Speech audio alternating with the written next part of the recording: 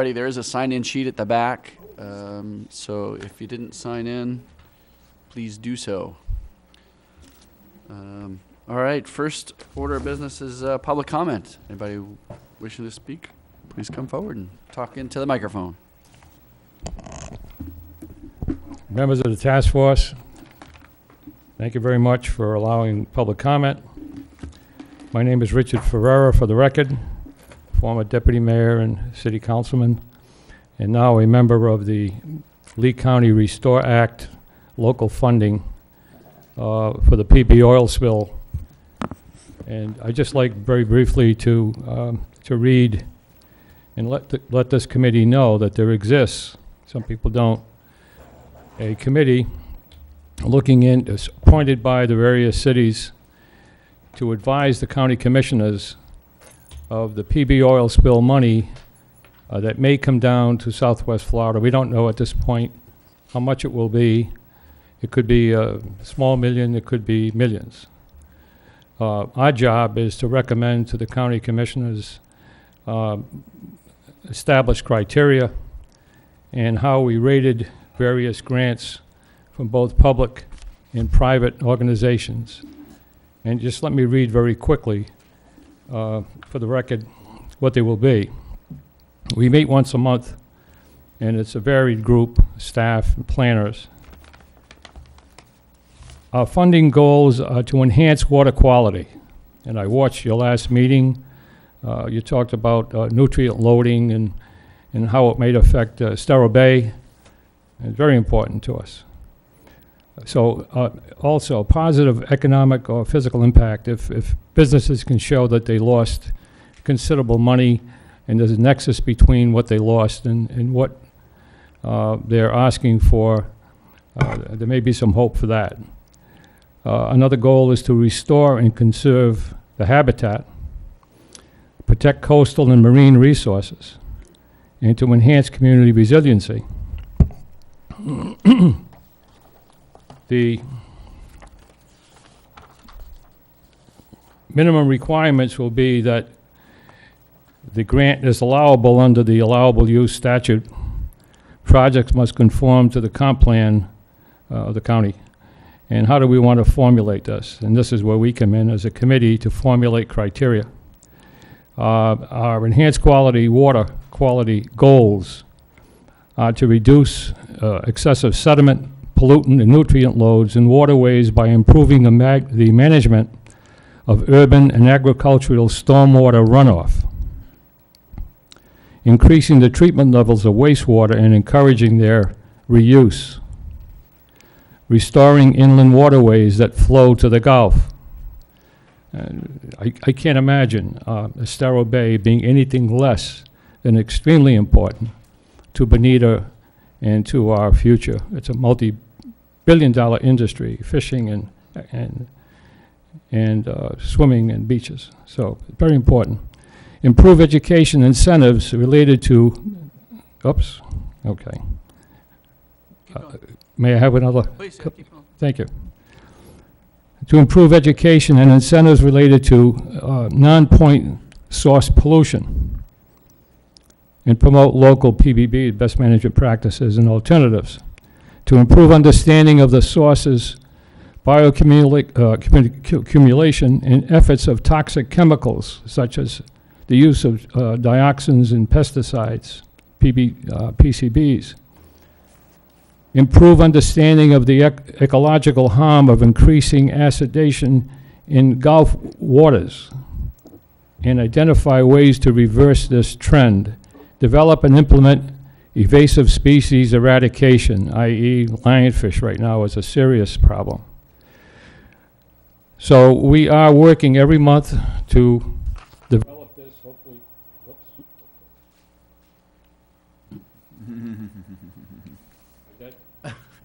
Come on. There There it is. No, blinked. Keeps going. All right, hang on. I'd just like to say this before I leave. We don't know, we're not making any promises. We haven't developed an established criteria, but some of us are working for mini grants for education, engineering, and enforcement. And we hope that the task force will just be aware of this And in closing, I'd like to say that as a former councilman, very interested in the DRGR, and I hope that this task force recommends the use of solar energy as an allowable use in the DRGR areas that will not be developable. I think it's a win-win for everybody, and it certainly will enhance clean water. Thank you. Mr. Chair, would it be appropriate just a follow-up question ahead, as please. far as timing? I know that many of the different county Restore Act committees have been in process for quite some time. If this committee at some point between now and December would have some ideas for potential projects, what is the timing? When is the drop dead date? If this is something we want to consider, we don't want to miss the boat, so.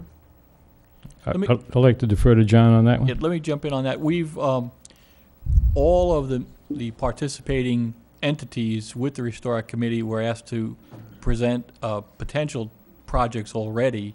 We've done that with some of the ones out of our Public Works, water quality, especially projects. But I just recently emailed the coordinators to find out what their estimated timing is like when they will be coming back to us for an updated list. Because frankly, some of the projects we originally identified, we found other funding sources for, we're actually moving ahead on. Some have dropped off in terms of priority. Some we're hoping that this group will be able to identify and add on to the list. So we'll keep you posted on that, but we're working very closely through Richard with that group, and we'll make sure you're plugged into the system. Any other questions? Thank you very much, Scott. Thank you.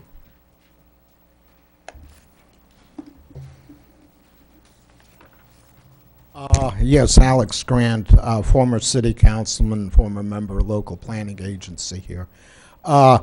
What I'd like to mention is I think we all realize that we've got problems out in the DRGR area and beyond there. The only thing is we probably can't decide is the extent of the problems and the solutions to the problems.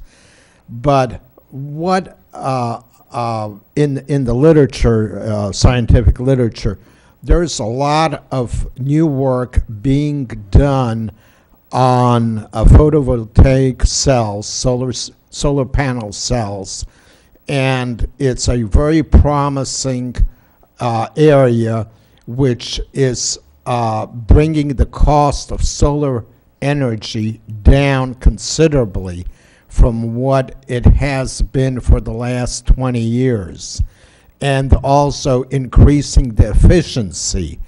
And one thing you may want to look at seriously, because of the hydric soils that are 10 feet or so deep in that area, and all the other difficulties there in the DRGR and extended area there, maybe the situation would be a sort of a partnership between the BSU, Florida Power and Light Company, and state and federal governments to look at a big solar energy farm supplying electric power to Lee and Collier counties. And that may not bring a heck of a lot of money, development money, but at least it would help pay for some of the land use, reimbursement land use for people in that area, and as well as reduce the carbon pollution in the atmosphere. So something to think about. Thank you. Thank you. Good afternoon. Donna Stone, Worthington Country Club External Affairs. From what I've been able to figure out, according to the state standards, our local watershed is only supposed to remove, or is removing rather, as a standard, 80% of the pollutants. But I'm very concerned about the other 20% that's being allowed. And I don't see that it's really being addressed, that we are further polluting rivers that are already in jeopardy. So I I think that Bonita really needs to do a better job at removing more pollutants before that it goes down into the beach area or is even allowed into the rivers at all. I also am very curious. I have not heard you talking. We've heard many, many experts, and I think it's about time that we start getting down into the brass tacks as far as action rather than listening. We need a strong well-field ordinance, and I don't hear you talking about that at all. The comp plan says that we are in, the watershed area is a well-field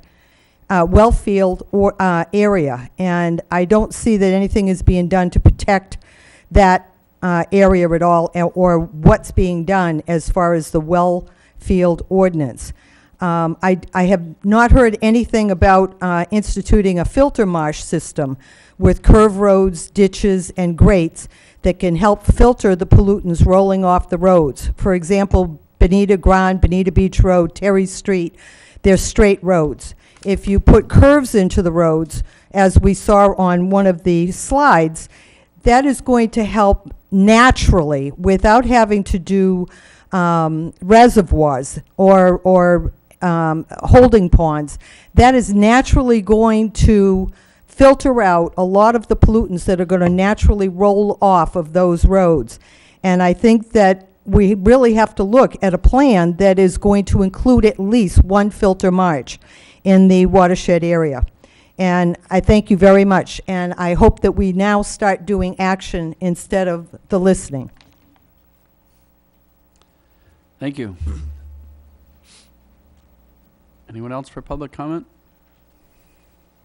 All right, seeing none, we're going to move on. Approval of the minutes. Are we starting with the Let's start with first? April 7th. Yeah.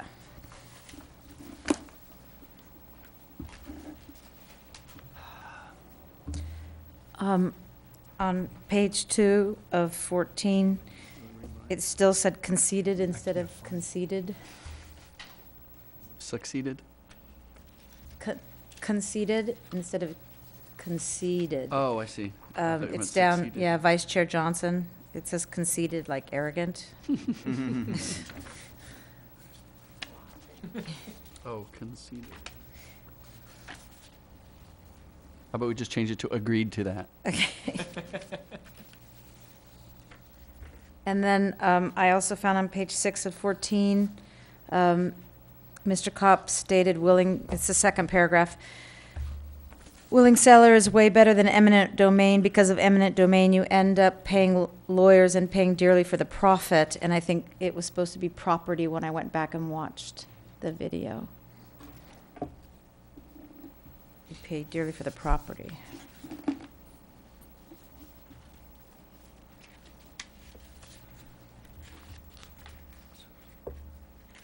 Oh, and sorry, I got a few. On page 9 of 14,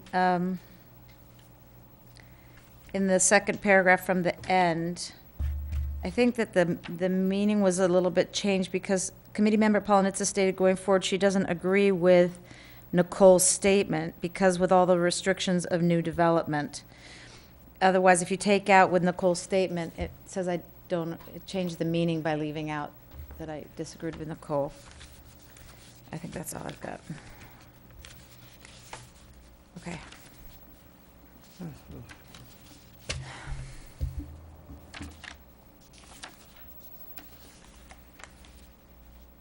right, anyone else with any? A couple things.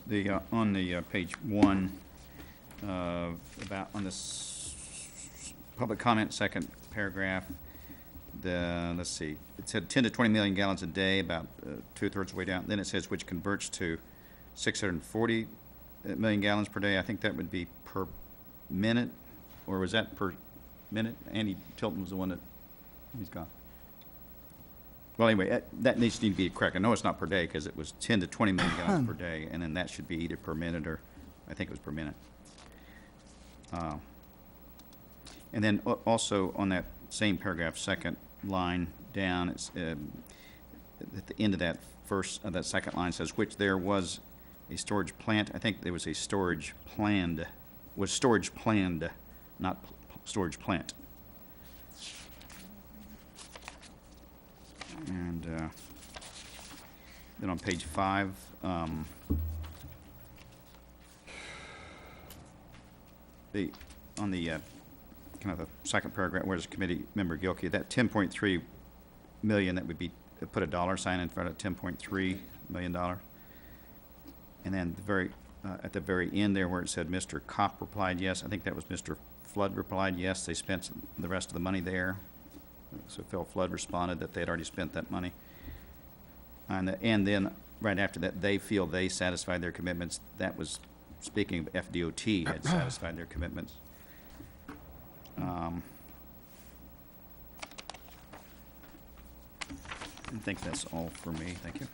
Oh, on page 8, I'm sorry.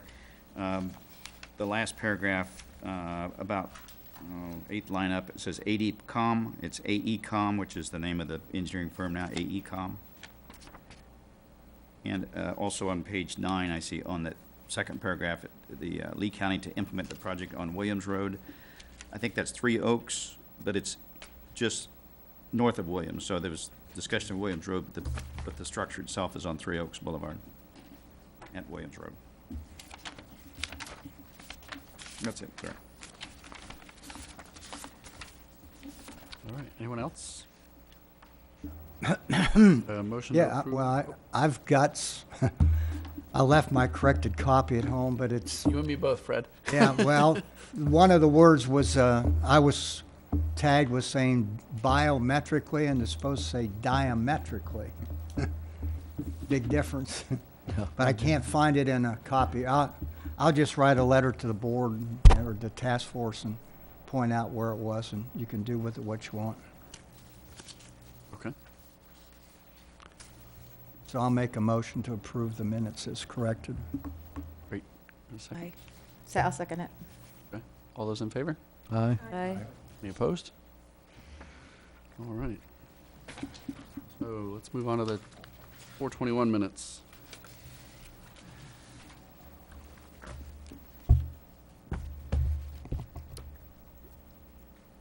Under the public comment for Charlie Strader's comment on the last line, it talks about the toxic heavy chemicals and cadmium, I think is Cadmium. what that should be.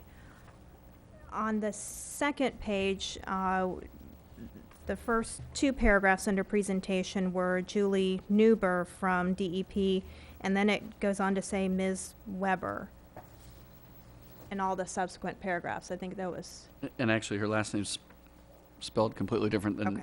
Neuber, but as long as it's Yeah. consistent. It's Neurohr, so it's Nur.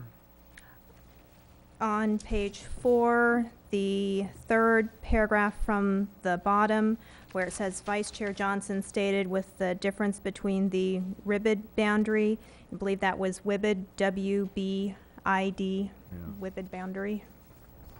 It's actually mentioned twice in that paragraph.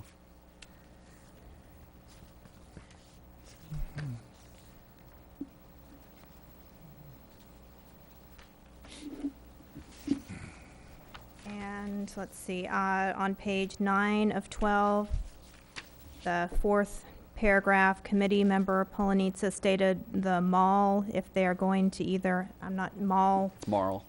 okay, Right. that's all I had. No, we're not developing a mall out there. No nasty letters, please. Right, right. And a couple of things. Dennis? On that, back to the page 1, under Charlie Strader's, on the 3rd line down, he said defectiveness of VMPs. I think that was probably effectiveness. Effectiveness, the yeah. effectiveness. The effectiveness, okay. The effectiveness, yeah. All right, and then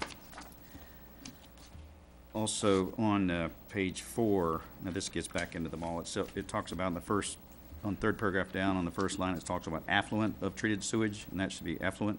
Yeah.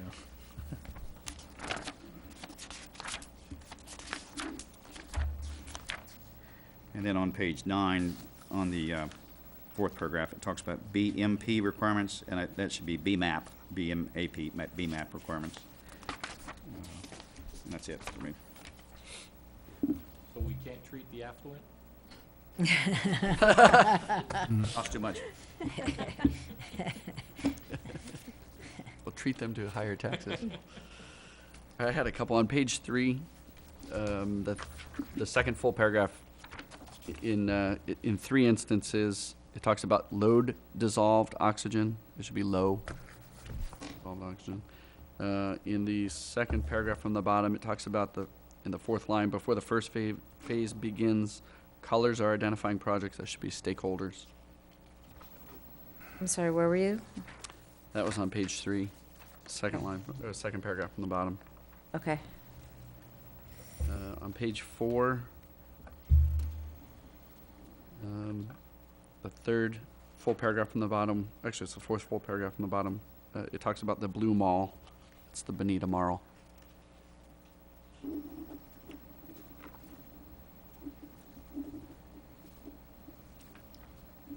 On page 5, the third paragraph talks about FFACS.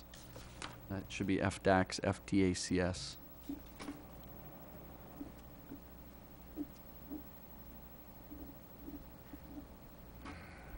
In the second paragraph from the bottom, it talks about pre-intense restoration, which I think was pretty intense restoration.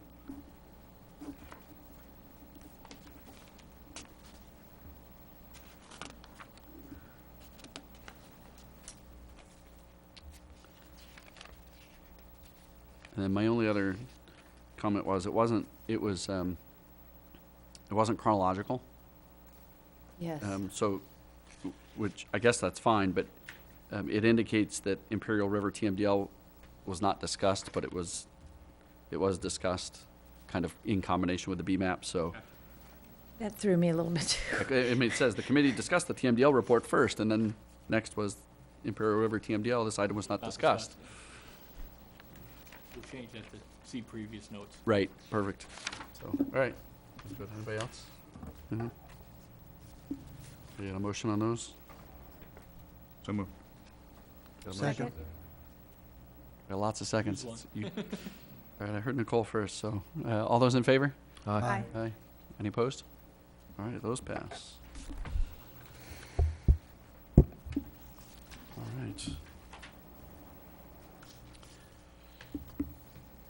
Is Greg in the house? Yeah, he's back there. There he is. Oh, okay, perfect. Ladies and gentlemen, for your entertainment, Greg Rawl. Great. Thank you for having me. I got to dust off stuff this morning I hadn't looked at in like 8 years.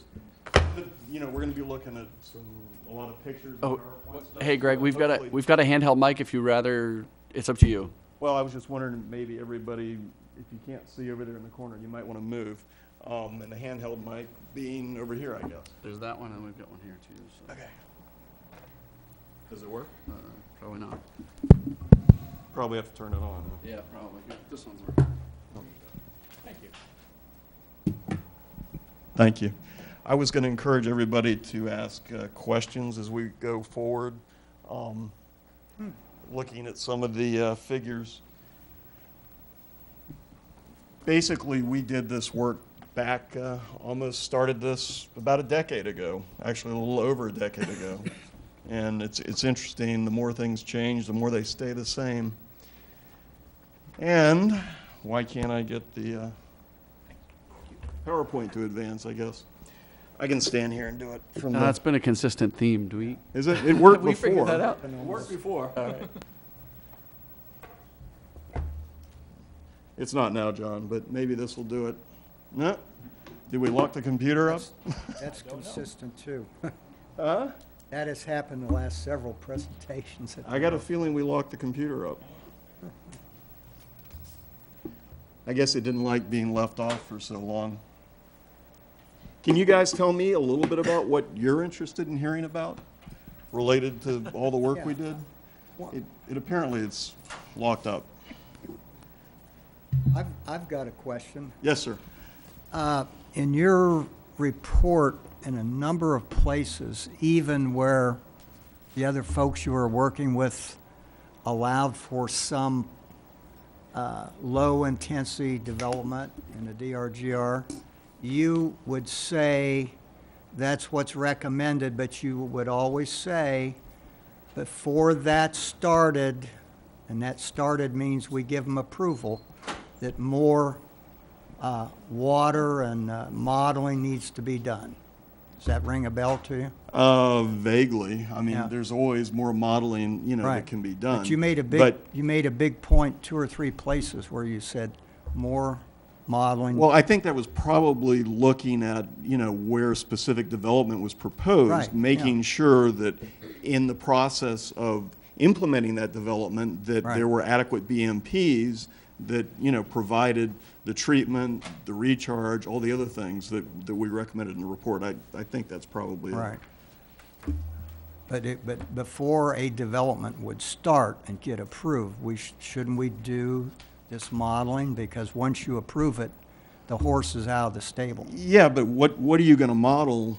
You know, because Whatever every they- landowner may have a different idea. Well, of they'll what they have a wanna- proposal they'll be Right, coming in with. Yeah, right. Okay. And, you know, and that's part of the development Right, process, is right. pulling that together and evaluating it, and it's part of the permitting process as well. Okay. Now, you know, it's up to Bonita if they want to raise the bar and have higher standards than everybody else, Right.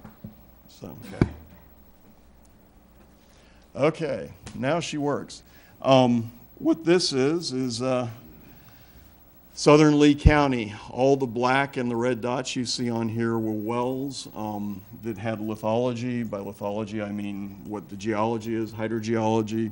Some of them had water level data. Some of them had long-term water level data, water quality data. And so what we did was we collected all this data. We did it for not only Bonita, but also all of Lee County and extended down into northern Collier. There were well over probably 2,000 different wells that went into this database. And from that, we were able to put together a database that generated a model for us to build the groundwater flow model on.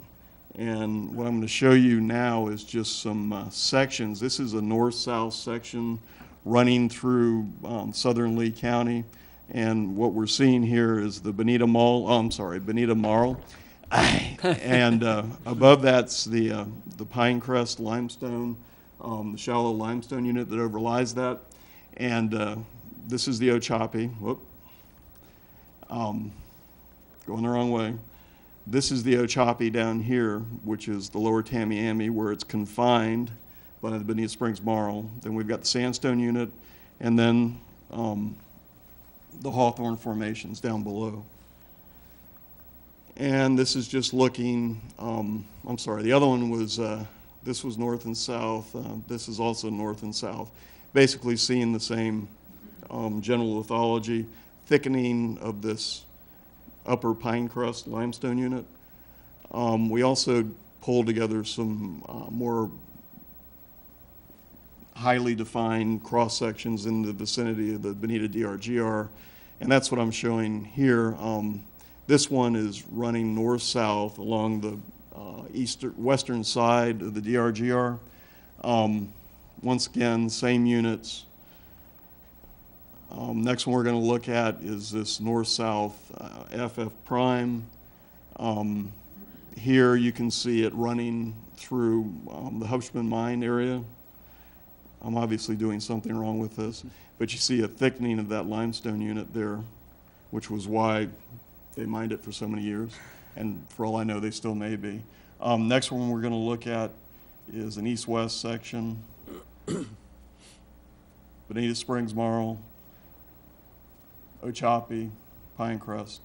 And the purpose of, you know, putting together this model to look at these units is to make sure we've got the units properly represented in the groundwater flow model that we ultimately built based on all this. And then the last section is the one down on the southern end, running through the southern DRGR. So in addition to putting together the lithology to generate the numeric model that we ultimately represented with a ModFlow 2000 finite difference flow model, we put together a database of water level data. And this is water level data from May of 2003. So this is the end of the dry season. And higher head as you move back up towards Crew, dropping down as you move towards coastal areas, and the Imperial. This next plot, what that shows is basically the difference between May of 92 and May of 03. And what we see is there's actually been some level areas where the water table has come up, and other areas where it has declined during that 21-year period. And this is the end of the wet season in 2002. And this is also looking at the same thing, except October of 91 to October of 2002. And we once again see decreased water level down in this area. And this is probably anthropogenic due to development down in that area. And we see an increase in here. I think there's been some redistribution of pumpage. Saltwater intrusion's been an issue in Bonita as long as I can remember. And this is going back from 68. I think this monitor well has the longest record of any monitor well. I have not updated this. I don't even know if the GS is still monitoring it. I hope they are. But you can see that there was a pretty significant increase in chlorides. I would remind you the potable limit for chlorides is 250 milligrams per liter. So this well tended to trend beyond that in about 85. This well is south of the Imperial and east of Old 41. This is just a chloride isochlor map showing, and this is from April of 89, showing where the lines of equal chloride concentration are, okay, present. And this is in the lower Tamiami. This is the primary production zone in this area for surficial water quality or for surficial aquifer water. This is what it looked like in 2001. There were some inland trends that did present themselves.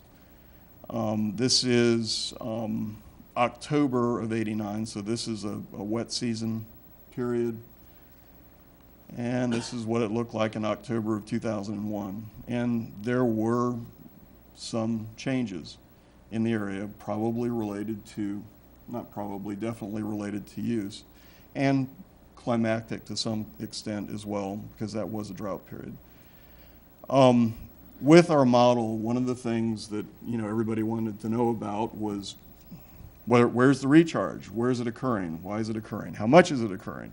So what we did was, with our model, we simulated rainfall, calibrated the model over a period from 96 to 2003 data, or 2002. And then we also ran transient calibrations for a 2-year period from 2001 to 2003. And once the model was calibrated to observe data, we then ran and looked at fluxes and water level changes within the various aquifer units. We also were simulating pumpage, as well as estimated pumpage from single-family homes predicated upon land use, also from all the permits in the area. Yes, Dennis? Quick question. The recharge you're speaking of, is that surface or lower TAM? And what is that recharge related to? This is related to recharge to the surficial system into the, surficial water table. Okay. Okay, and these are literature values. So there's a GS report from 95 that this thing just wants to go back. That came up with an estimate 0.6 to 9.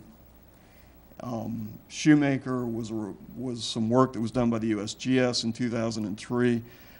They did a model that looked at density, and he was predominantly looking at saltwater intrusion in this area and how it had changed over time. But he came up with recharge rates, and I've got maps of his in here as high as 15 inches a year. Can I ask a question? Yes, ma'am. Because in your report, you said that because of the Bonita model, that the greater recharge areas, in other words, even looking at the map, it's not all recharging at the same rate, that it was north of the well fields and east of the BSU well fields, and they have two well fields, the eastern one and the northern one.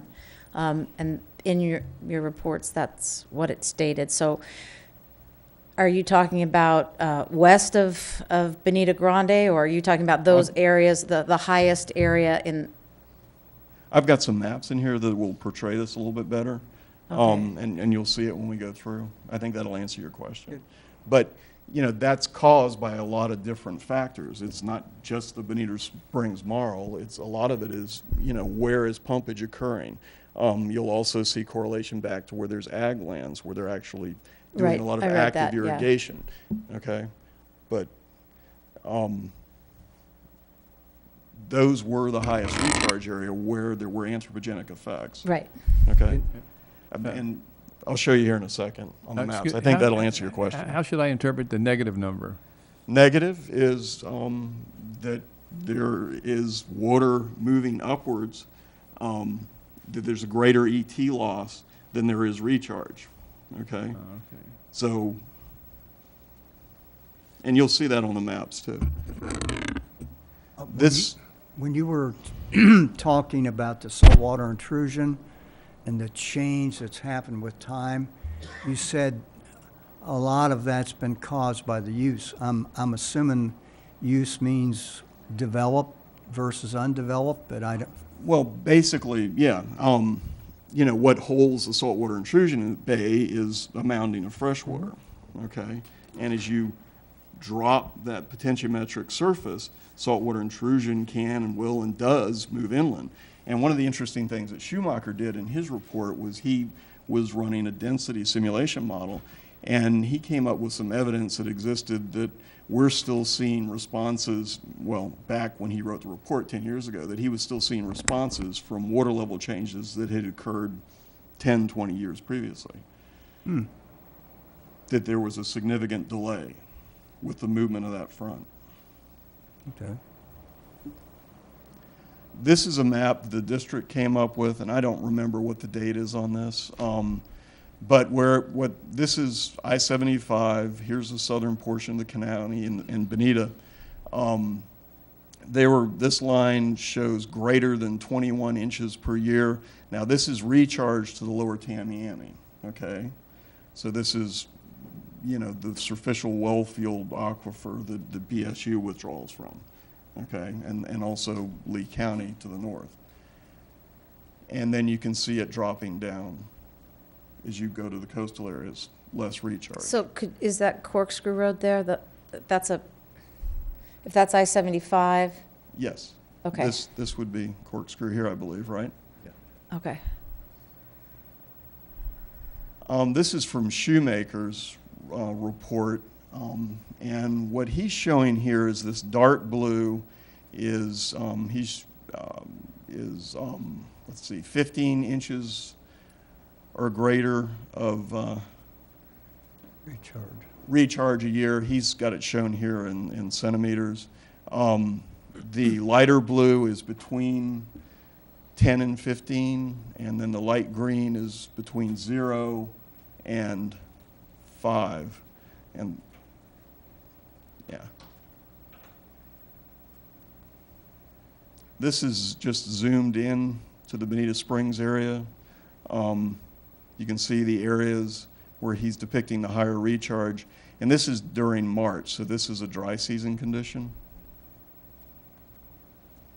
This is what we came up with our model. The areas that have the darker red magenta hue are the highest recharge areas, and then dropping down here. And so this is a dry season steady state simulation, so we're going from 15 in some of these areas down to a negative value.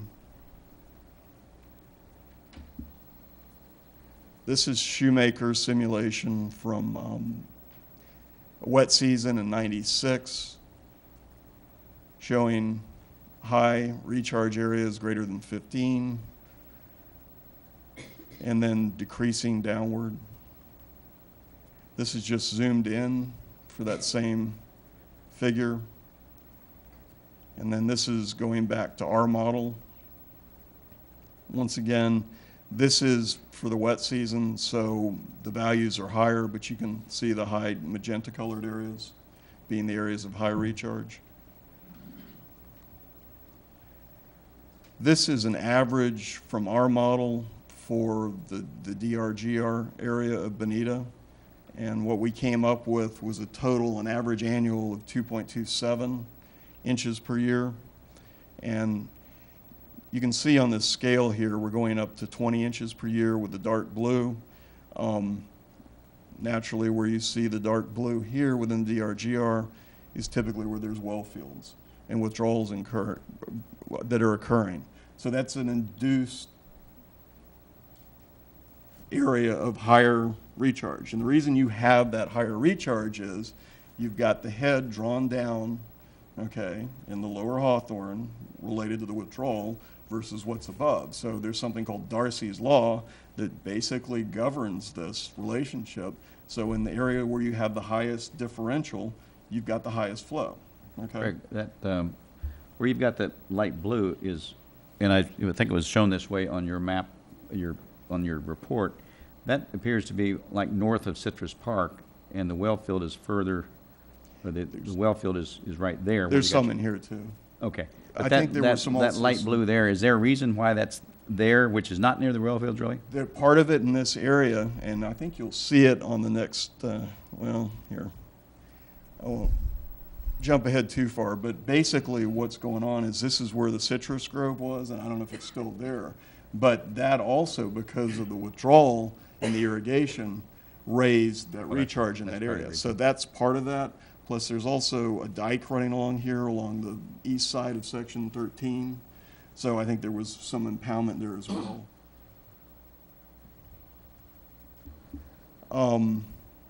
This is Schumacher just talking about rates again, what he came up with.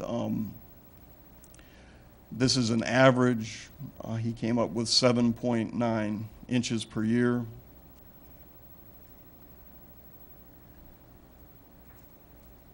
And this is a wet season.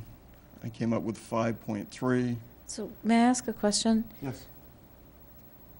So if you have, I mean, in theory, if you have the BSU pulling out of main wells out of the Hawthorne and working as a city unit, or you have 750 more individual, I assume they would be shallower into the Tamiami. If you had 750, it's already allowed for 750 homes out there, 1 per 5 or 1 per 10. Each one of those would have to have its own little well. Yeah, and they're basically Pulling from the exempt, shallower. Pursuant to 373. So, single-family homes can have their well. Right. And But what I'm But asking is, because they're pulling if- out of the upper aquifer, does that encourage more saltwater intrusion than if you have the main BSU wells coming out of a lower aquifer? the Am I BSU wells, there are wells that are in the Ochopee limestone, okay, which is part of the surficial system. The withdrawals from the lower Hawthorne really are pretty well segregated. There's not a lot of interaction. So the lower Hawthorne wells really have no effect on it. But withdrawals from the surficial do affect the water budget and the water balance, and it does reduce heads in that area. So it's better to pull from the BSU from the lower than to add 750 more up top higher individual wells? Well, that's also an economic analysis as well, because it costs a lot more to treat that water, to desalinate it from the lower Hawthorne. And the lower Hawthorne really is not recharged. It was recharged, eons ago at lower stands of sea level. And it is somewhat of a non-renewable resource. With pumpage over time, we see the chlorides in the lower Hawthorne go up. So the more reliance you have on the lower Hawthorne, the more money it's going to cost down the road and today to make that water potable. So there's no way to compare the one to the other? I mean, to say, From better a to- saline water intrusion standpoint in the surficial, yeah, the lower Hawthorne has no impact. Okay. The withdrawals in the lower Hawthorne. So, okay. This is probably the best figure in here. This is that citrus grove showing up in the north end. And you can see where some of the wells are located as well. And I've forgotten where they all are because today was the first time I'd pulled this out in a long time. But what this is our average annual steady state recharge to the water table for the period 2002 through 2003. And the resolution of this model, we were using like 500 by 500 foot cells. And what you see driving these areas of higher recharge typically are anthropogenic, either wells being present or ag, irrigation, that type of thing. What would the lower right-hand corner represent? Down here, Yeah. That used to I be think tomato that fields. used to be row crop area. It was in there tomato pretty fields. extensively. Yeah, And- because the Cleveland Clinic's property right there at the south of the pit is also, I think it's a U-Pick Mike's, that pink area. Oh, this one right here? Yeah, that's also an ag. Yeah. So it, it has a significant effect on it. So the fact that the development overtook the tomato fields is a good thing.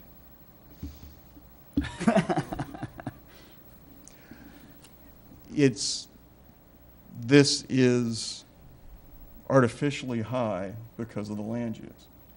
So you could put in lots of single-family homes and wells in there and essentially get the same effect. Okay? They had individual wells. Yeah.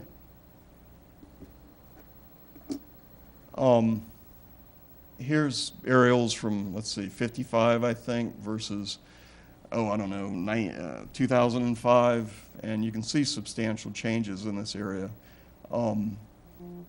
Obviously, when the interstate went in, it totally changed the ability of water to flow from the east to the west. And it ultimately cut off a lot of the flow to Spring Creek that occurred up in this area and shunted a lot of the water down to Imperial. So the Imperial has more load than what it had historically. This is just a map showing the various basins and the Imperial Basin extending back up to 82, and then Lightner, and then the Western Imperial Basin. One of the ideas and one of the recommendations we had out of our study was to see if you could, right now, Citrus Park, and I believe it still is, back 10 years ago it was a pump system. In other words, the surface water management system had pumps that would kick on when there was a heavy rainfall event and would pump the water out. One idea that we had was to take that water, route it into what was once called the Benson Pulling property, and then I think it was Eddie Waterman bought it, or Eddie Garcia with Waterman bought it. Ultimately, it's now part of 2020. This area could probably use some rehydration. I think it's 95+% wetlands. The idea was to put some of the water in that area, let it flow through, then perhaps use the lake that's part of the youth ranch, get that under the interstate and route it back up towards Spring Creek as a way to help store more water, generate more recharge within the Bonita DRGR area, and also to rehydrate Spring Creek, take off some of the flooding potential off of the Imperial. We had a number of recommendations in our report. Most of them were basically, as you do development, be cognizant of what you're doing, implement BMPs, and, try to maintain recharge as to the greatest degree feasible to prevent further saltwater intrusion issues. I have lots more slides, and there's tons of things we can talk about. This is just pretty abbreviated, but do you guys have any questions? I have a real quick question. The net recharge rate in the rainy season or the wet season seemed lower. Is that because there's higher demand for the water when we've got in snowbirds? some areas it is, but the scale on those things, a lot of them had changed, so the color scale was different. Okay. So on our maps that we came up with from our model, I think the magenta went up into the 50 inches per year, whereas in the dry season map, it was topped out around 15. Okay, all right. So, That makes sense. There was a statement, I'm sorry, There was a statement I think you might have made, Tori, last meeting or meeting before last about the Bonita Marl being breached by the mine. And I think the slide you showed is the rock is deeper there, Right. and they have not done that. Found that Okay. out since, yeah. Yeah, and that's one of the reasons why I included some of those cross sections running through here. They cut down to the top of it, but they were mining that limestone that overlays the Bonita Spring Marl in this area. And but you know, they had no real desire economically to go, Further, yeah. right. Yeah, question, please. Okay. I liked your report because you have all the recommendations you had in there. They made sense to me. But I noticed they're mostly policy. Now, have you kept track or have an idea of what happened to those wonderful ideas you had about how to change policy? Did it happen, or? Some of them have. I mean, you know, we also recommended that, you know, the county, city update the wellfield protection ordinance. That still hasn't happened. The wellfield protection ordinance still does not simulate reality. They don't take into account mine pits. And it's not so much an issue here, it's a bigger issue north in Lee County because there are whole sections where big chunks have been taken out of the Ochapi. Okay, and that has a huge impact on travel times, and that's what welfare protection ordinances are based upon. Okay, the whole TMDL, we had talked about developing numeric standards for the city, getting out ahead of the curve. Ultimately, the DEP has come in through the TMDL process, and they've already set a lot of those. So policy has caught up with us there. But, you know, most of the rest of them, I think, are still valid recommendations. Have they been implemented, though, I guess my question is? I can't, for the most part, I don't believe so. I mean, in terms, I have not tracked the Bonita DRGR. I think one of our recommendations was, you know, keep the model up to date and use that to model in the future, you know, proposed developments, you know, if somebody comes in with something, you know, and there really hasn't been much of that because of the economic downturn as much as anything. What would it take to get the model up to date? And then once it's up to date, if somebody comes in with a proposal to develop something, it doesn't take long to run the model on the proposal, right? No, it doesn't. And, you know, it depends upon how far you want to take it. You know, the model that was used on this was, you know, pretty much state-of-the-art, and it was calibrated using state-of-the-art calibration techniques, optimization techniques back then. We now have gone a lot further. We now have integrated groundwater surface water models. I don't know that that would necessarily be something that'd be worth doing here. That would add a lot of cost. Obviously, it all takes cost. Yeah. But it's a matter of gathering the data, updating the model, updating the temporal data because we calibrate it to the water level data. We could improve it dramatically in terms of calibration statistics, and I say dramatically. Now we have available radar-generated rainfall data, so we can pretty much tell in fairly small time increments how much rain fell in a certain area.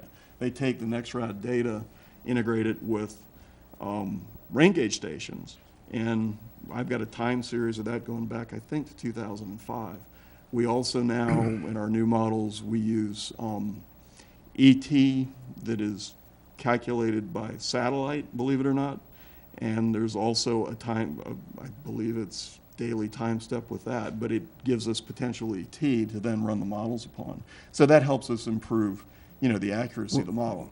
What ballpark, what kind of money does it take to update that model? Just ballpark. Minimally, probably 50,000. Okay. And that would not be integrating in, you know, a detailed surface water. If you have a pond that's got a 90-foot depth, aren't I through most of that limestone by then? Oh yeah, I mean around here anyway. If you go north into Lee County, How about 60 feet? well, here you know we can go back to these cross sections and look Yeah. at them. It's variable. And when you say the limestone, I assume you're talking about the Ochapi, the lower Yeah. Tamiami. And it's highly variable. And one of the reasons that the mine out in eastern Bonita was placed there was because there was a large thickness Right. of this overlying limestone. But, you know, to get at that, you know, you've got to go down in this area 90 feet. Back here, it comes up to maybe 70. So the effect is it lets the water in there go into the aquifers and lower stratus quicker. Yeah, but they're, from a regulatory standpoint, you know, people would have a problem with cutting through. The regulatory agencies would have a problem with interconnecting. The ponds I have in mind already exist that deep. Well, and where are those ponds? I'm not. Out in that mines, I believe. At least that's what I was told. I by- went through personally all of the data that I could find, and we included in the model all of their boring logs and looked at their bathymetry. I didn't see anything that went through it. Maybe they missed it. But that was, you know, that was 10 plus years ago. There's a court case. Fred, don't forget to speak into the microphone. Thanks. There's a court case that may have some impact. I just wondered if you had any familiarity with it. It was, and it occurred up at the Lake Okeechobee area, but it has to do with pumping. If you're pumping water and it's and you're more than just shifting it from one pond to the other, that it's actually subject to the regulations of the Clean Water Act. Are you? Yes, and Can you explain that a little bit? not really, because everybody I talk to about it gives me a different interpretation of it, and I think we're still waiting to get a feel for just what it means.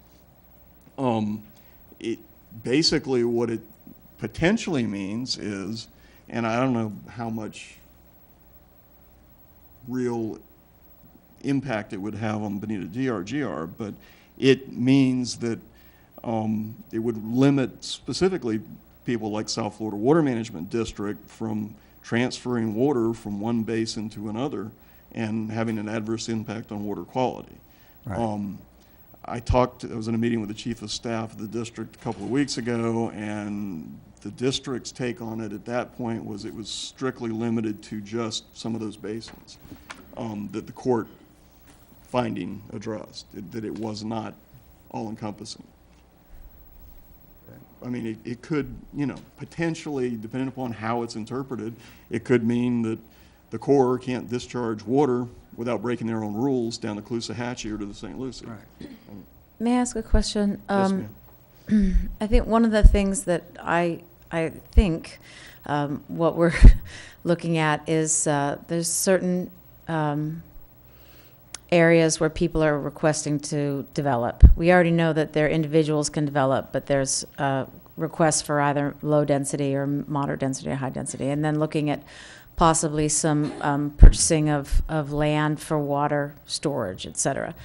But it seems to me now, listening to you and looking at the maps, that you can't really look at the rehydration rates because they can be artificially. I mean, I would normally say, oh, well, don't build anything where it's pink because that's, you know, a higher recharge area. And yet now I'm understanding, well, that might be just because it's like I'm looking there and seeing, oh, that's a farm field. Well, So- but you can look at it. You just have to take it in context of what it is today. And for one client, what we did was we took a model. This was an integrated groundwater surface water model, and what we did was we did a natural conditions model, and then we did an existing, and then we did a post-development that included the whole surface water management system. Right. And looked at the changes, okay, and looked at basically trying to improve the hydro period. You know, the Bonita DRGR area, there are limited places where we have, you know, natural systems still intact because of all the anthropogenic changes that have Right. occurred over the years and the vast drainage that's occurred. I mean, it's totally altered it. There are still a few areas that, you know, flowways can be restored, improved hydro periods, that type of thing. And I have another question, and that is that I know that the DRGR has been held as the DRGR now for 20, 30 years. And so it appears to be, or is treated as if it is unique and completely different. I mean, I know the freeways changed it and things, but all of Bonita, all of Lee County, I mean, it's because it's been left that way. I see that there's recharge going on west of the interstate, that there's, you know, I think that people think that it's the only part of Bonita that is uniquely doing this, recharge and stuff. And I just wanted to make sure that I was right about that thought and not, because I always know that Quail West has a much higher recharge potential, and yet, you know, south of Bonita Beach Road, there's been a lot of development on land that was just like the DRGR before, correct? Yes. Okay, Yeah, it's not unique here. It's, you know, okay. anthropogenic changes have been widespread. And, I mean, you know, one of the biggest impacts to groundwater in this region was when they dug C-43, which is the Caloosahatchee Canal, because there they actually did cut down into the limestone, and it dewatered a vast area. Nicole? I think one of the debates that has been ongoing is whether there is any recharge in the Bonita DRGR because of the marl. But from your presentation, from your information, there is recharge. Yes, it's a leaky, Yep. you know, marl. It's not a high quality, you know, clay unit. It's not something you would use to line a landfill, you know, with, you know, it leaks. But there is then recharge in all of Bonita Springs. Pretty much. Not At some just point in- time, maybe not continuously, but, you know, seasonality plays into that. Right. Yes. But isn't the It's- area of the highest recharge more east I-75? Yes, and as you move closer to the coast, you've got more discharge going to the coast. But you also showed it was highest in the crew, in the land that's already been publicly. In some scenarios it is. In some areas in there it's not, because it's all wetland and it has a high ET uptake during certain times of the year. Greg, you were showing the Leakins, a map, I think it was 61 or whatever. You didn't have it here on your report that showed, yeah, that was 61. It showed that it was in the northeast part and it did go outside the DRG, or at least the Bonita DRGR. Is that just the thickness? Because some of that's not the mine. Is that just the thickness being less of the marl there? The thickness plays into it, but the bigger factor, I think, is the anthropogenic issues, you know, where there's pumpage occurring, where there's drainage systems in place, you know, where water's been impounded.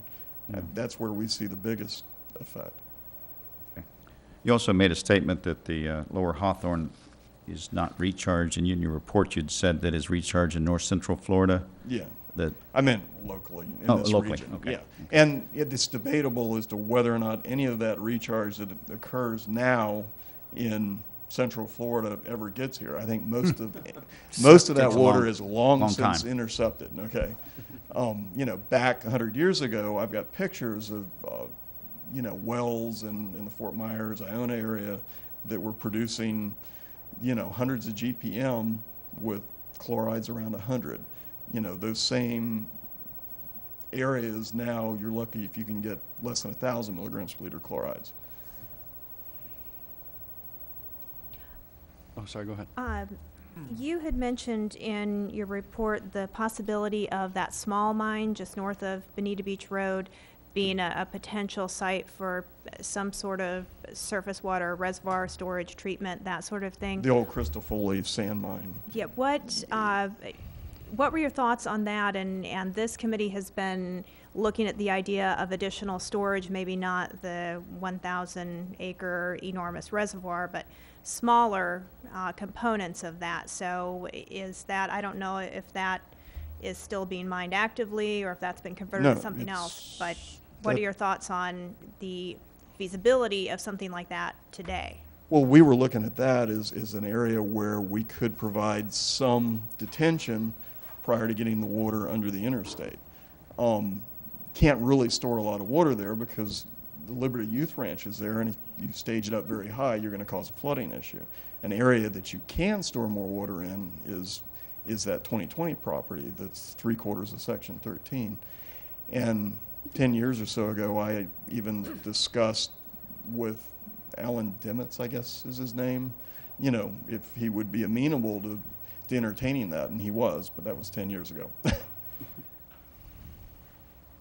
Your report talks about best management practices, one of which being, hey, try to increase the amount of surface storage so that then there's a benefit to the net recharge rate. I assume there's got to be some correlation between the depth of water and the amount it recharges just based on the weight of the water. Is that Yeah, basically. an accurate guess? Darcy's law, you hold a higher head, you know, you're going to have more ability, greater driving force. So, okay. So more drainage retention, Well, and then you- holding back the water. Yeah. Right, and then you also have at the wellheads, almost an inverse effect of you're sucking down the water. You're creating a lower head Okay. down in the production zone, which then in turn, you know, it's trying to satisfy that lower head. And Right.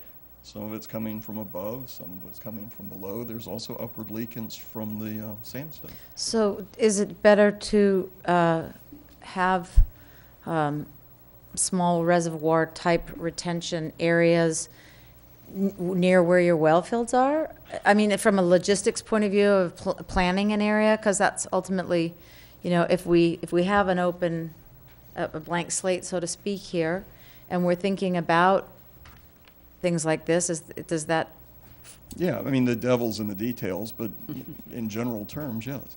You're so not specific. Well, I mean, it's I don't. it's a highly, you know, affected area, and you know, you have to look at case-by-case basis. Okay, so is some of the development then a possible way to, obviously restoration can help, and then if we were to recommend tightening up and having a higher standard out there, then some development might also improve it? Yes, if it's done properly. Okay. And, you know, it all goes back to what those In details the details, are. right. You know, and the location specific. As well as, you know, what the existing property is today. I mean, you know, an area that's already overdrained, you know, you can do a lot with, versus if you were to go and try and do something in the middle of a wetland. Which is all where the modeling comes in. Yeah. Right. Right, we need to, we talk in generalities only because that's what we're gonna recommend. Yeah, is you have kind of to. general things, and then we'll let the city, to the extent they want to, hire the experts to figure it out. In looking at this idea that yes, there's recharge everywhere, how important is it for the recharge in the area where the well fields are located? So if it recharges miles away, how impactful is that going to be on those well fields? Well, I mean, there's not constantly recharge everywhere. There are areas that discharge, okay, where you have drainage features, okay? It's predominant discharge. That's where you start to see the negative numbers, okay? There are times when you get a good storm event when you do get recharge in those areas, okay? But that gets washed out by the drainage. But the DRGR, the Bonita DRGR, is important for that recharge because that's where the well fields are located. Yes, Is that, okay, the superficial well fields. right. What's the playoff again between lots of small retention ponds and one or two big ones? It depends upon how big the small ones are, how many of them there are, you know, what's the area, what's the head in them versus a big one. You know, lots of times with big ones, you can, you know, the economies of scale, and that's why I had looked at, you know, Citrus Park and Section 13 was you're already burning energy there, they being the community, Citrus Park, by pumping that water out. Why not pump it to an area where it can do some good as opposed to just being pumped out to the Imperial? Another one of the thoughts that's been kind of floated around was trying to push some of the water back onto the crew land by, you know, because we've got the issue of water quality, but we also have the issue of water quantity. So by not letting it all run west and and flow into the Imperial, if we could, I mean, even people have talked about putting a berm around the north side of the city and keep holding some of that water a little longer on the crew land, which tends to want a little more. And then, of course, you've got those wells back there on the southeast side of Bonita. Yeah, I mean, holding water in crew, as long as it's not adversely affecting the hydroperiod, as long as you're not extending it too far, Right. is a good thing. Is a good thing. Yeah, because the crew has been, affected by the drainage. And so much of that land was purchased for that purpose, Yes. right? Okay. Or at least in part. Greg, it appears overall there's a net positive recharge to the superficial aquifers in the DRGR. Is there any areas where you'd sound the alarm and say, this is an area of concern, this point, or just based on the recharge rates, or is Scott, it just too large of an area? I haven't looked at, what's happened over the last 10 years, basically. True. So I've followed some of it to some degree. But, for the most part, I think the district, through managing, water use and the withdrawals by the utilities, has kind of stabilized the saline water intrusion front, to the best of their ability. So I think. But the saline intrusion would be the top of the list as far as concerns, would be trying to get that under control? It certainly is one of them. Okay. And that's why BSU has spent all the extra money and gone down to the Lower Hawthorne to Right. take some of that demand off. Because I spent 2 years and 18 days with the district about a generation ago, and our number one city with respect to saline water intrusion was Bonita back in the late 80s. So it's much better now. Yes, it is. There were a couple of hot spots, and this was the hottest spot on the West Coast. And that was before, RO and the cost effectiveness associated with desal came into And play. so, in your opinion, what would you like to see out there? I mean, where do we go? I mean, If I was God. yeah, with lots of money and lots of time, no. But seriously, I mean, it still seems, The demand pressure is not going to go away, and there are a lot of areas that could be improved. And thoughtful development, I think can accomplish a lot of those goals. That integrated in with, a regional approach, perhaps, trying to send some of that water to Spring Creek But that currently discharges the tide. the problem is that our zoning uses and when you lift that DRGR veil, you're going to change it, and it's not a thoughtful process. And once it's changed, then the developer will come in and say, oh, we can't make this work at this density. We have to have this to make it work. So you run a reasonable risk that initial density, let's say at 1 home per acre, might be kicked up to 2 or 2.5. And that is, and anyone that says I'm wrong, I think you're mighty short on being right. I think, though, Fred, on that, if you don't mind, what I envision is more of an overlay. If there's a change, you don't necessarily need to change the DRGR. You need to provide the overlay that then implements some of the standards and best management practices that fit into that overlay. Well, yeah, So, but density. Some of it won't be changed. It's going to come back to density. I know, but you only get that if you do the best management practices and just like what Greg had recommended, and also with your statement that a couple of the plans you recommended, including the moderate density residential, said this has little or no effect if it's done properly. Yeah, and clustering, you can increase the density and, Right. and maximize, the benefit. But I mean, that term, best management practices, is that a regulation, some ordinance, something that can be enforced? yeah, I mean, the BMPs are, there's lots of them, and some of them are enforced. I mean, currently the South Florida Water Management District, all of their surface water permitting is driven by, some level of BMPs. The argument then becomes, well, is it enough?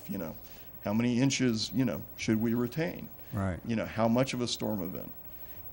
Should we hold all of a 25-year, 3-day storm event? Or should that be 50-year storm event? I mean, Right. Okay. And then there's also, if for example, if I'm in an area that would be designated as rural estates, I live out there, so, and we've got 1 house per 5 or 1 house per 10, then if that's coded within the city as rural estates, then it's rural estates. And it would have to go before the zoning board to change that, and the city would have the power to not change that. So I'm not sure your argument that you lift the DRGR, it's not like you're going to lift the DRGR and have no zoning. There is zoning within our comp plan already that can be applied with higher standard BMPs to that area that might improve it. My biggest concern has been the 750 more individual shallow wells and 750 more septic tanks, because the BSU has stated that it is not cost effective to run public utilities to 1 unit per 5 or 1 unit per 10.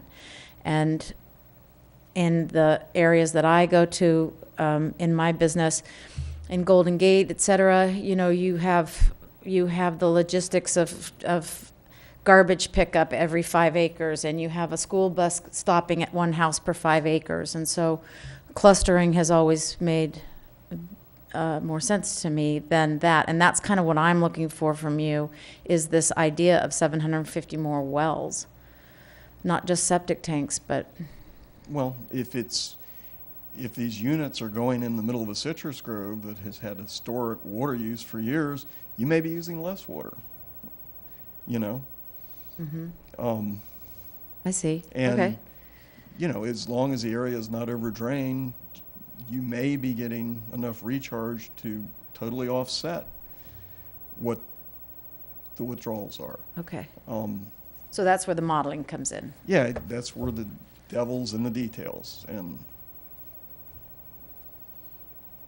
One of your recommendations was to look at a transfer of development rights program for the DRGR, and that's something that I think a number of us on the task force even had continued to recommend. What are your thoughts on that now? It still hasn't really been looked at, but what kind of benefits do you see from a TDR program? I think it's potentially, huge benefits.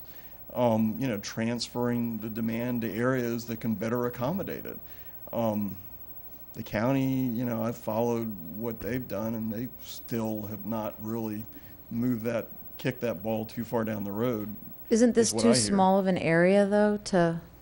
No, I don't We're- think so. No? It's such a market-driven issue. Yeah. That's part of the problem there.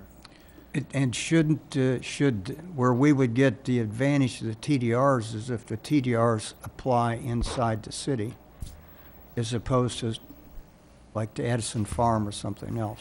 Yeah, if you open it up to the county, then there may be more demand, though. Depends upon what your goals are. And I'm- I personally think it is pretty small, too small, because you've already got 1,000 acres or so that's already conserved. Your environmental areas are already either protected or bought or conserved. And second of all, we've got land out there today that's listed for $100,000 an acre. I mean, I just don't think the economics could ever work in this area. It's really been highly speculative over the years, and there was a piece that was bought in '05. I'm not associated with that either of these, by the way.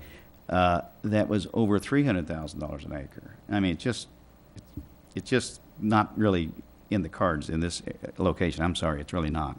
Well, I was thinking of it more in terms of a receiving area. I know. Okay. Well, the receiving areas, fortunately, the 2020 has bought the most important ones, and then we've got conservation of the eastern fringe of the mine on the other part. So, but that's my 2 cents. And it'd probably be worth also, now that you mentioned 2020, talking to the county about, trying to do something route some of the water into the old 3/4 of Section 13. Because the county is now re-looking at some of the way they're handling the 2020 lands.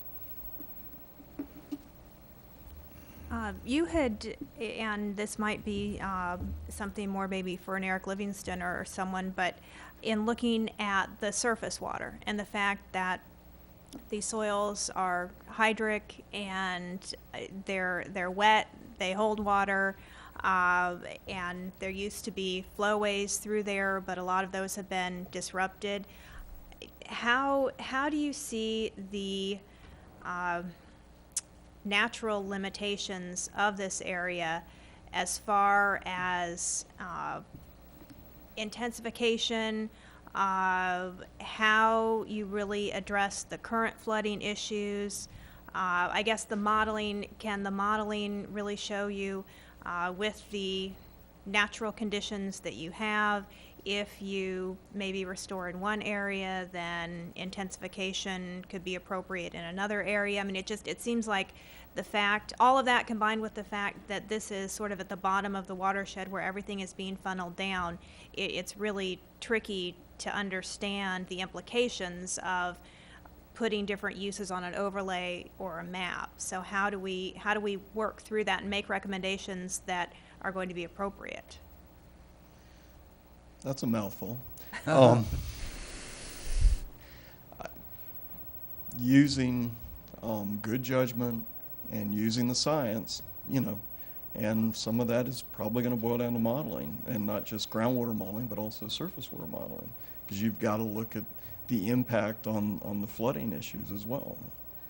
And, soils, when they're dewatered for too long, they do change. Great example is EAA.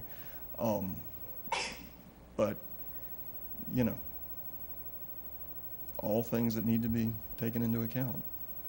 Greg, it seems to me that the flooding issue, which is a summer or a late summer or October, whatever the time is, issue, is one of conveyance because of and that was the '09 watershed update focus, alternative conveyances and restoring historical conveyance capacities. The recharge issue is more one of the dry season. It's more one of spring and high use, low rainfall. And so it's really, not that they don't work together, but it just seems like the retention of any rain we do get is important in that time, versus the flooding issue is really more of a conveyance. And storage maybe on 300 square miles of watershed. But yeah, and the more you retain, Yeah. You're affecting the hydropurity in some areas, especially if, there's wetlands that are involved, because you're raising that water table. Would we have to, if we had retention, would we have to line it to prevent? No. I wouldn't. There's Just let it- very few cases where I think liners would be appropriate. Okay. I think what you might be referring to, Tori, is like on the C43 basin, where if you want to store it for future use, you probably would line it, because otherwise it's not going to be there when you need it. If you're going to store it for the dry season and pump it later. Does that make sense? Yeah, and C43 specifically, there's some fairly high hydraulic conductivity rock, and it's going to have to suffer a really high loss rate stacking water in on it. So that's why they've talked about lining and cutoff walls and that type of thing. We could damage it by holding water up? No, I was just Oh, in talking other about places, okay. C43. Okay. I mean, and one of the things they're currently doing around Lake Okeechobee to get it to, hold more water is putting cutoff walls through the dike. I mean, and, that type of thing might be appropriate in some areas out here. I But don't know what a that's- cutoff but wall that's not- is. I mean, well, sometimes you say things, I'm sorry, It's a vertical barrier that impedes flow, the horizontal flow, Okay, reduces seepage. And okay, yeah. It's just, okay. Anyone else? Have you had a chance to look at the, I guess it was a 2007 draft of a city wellfield protection ordinance, and I don't think that anything has been updated since the city adopted the Lee County. But how important is that to get that wellfield ordinance that is going to address Bonita's issues and get that moving forward? I'm not familiar with the 2007 ordinance.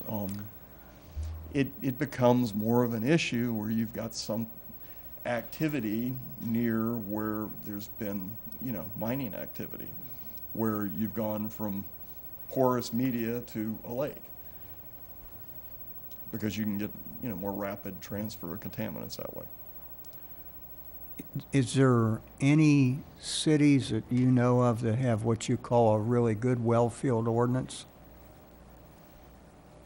Well, I don't really know of any cities that have a well-field ordinance, because all of them that I know of are county, and it goes back into the early 80s when the water management districts first started encouraging local governments to do that, and it all kind of went to a county basis. Some of the counties are now looking at updating and doing more realistic modeling to take into account some of those anthropogenic surface water features. And how would you rate the Lee counties then, since Bonita's is pretty well just extended from Lee counties, right now anyway? Because of some of the wholesale changes, especially occurred in mining areas, it needs to be relooked at. And by mining And- areas, you mean particularly the Alico Corkscrew area, or you don't mean that- our mine? Well, yours to some degree, but to a much But more lesser the extent. Lee County DRGR with the multiple mines? Yeah. Okay. Because you've removed the aquifer, you've Right. turned it into a surface. But I water. just want to be clear that you're speaking more specifically of the Lee County DRGR. John? Okay. And rather than asking Greg about where our well-fill ordinances, I can get you an update for your next meeting from Audrey about where we're at in terms of working with the county on updates. Didn't Lee County update their well-field ordinance after we incorporated? We're still Yes, they more or did. less with their old one, and there's an updated one that They updated, after you incorporated, but they didn't take into account. I've got a great idea. John, maybe you can have Audrey get us the updated one that you There guys you are go. working on and give us a status report.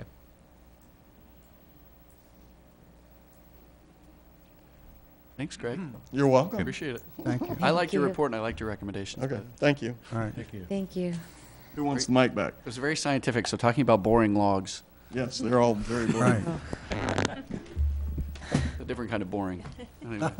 You guys want this back up here? Sure, yeah. Thank you. We'll do karaoke later.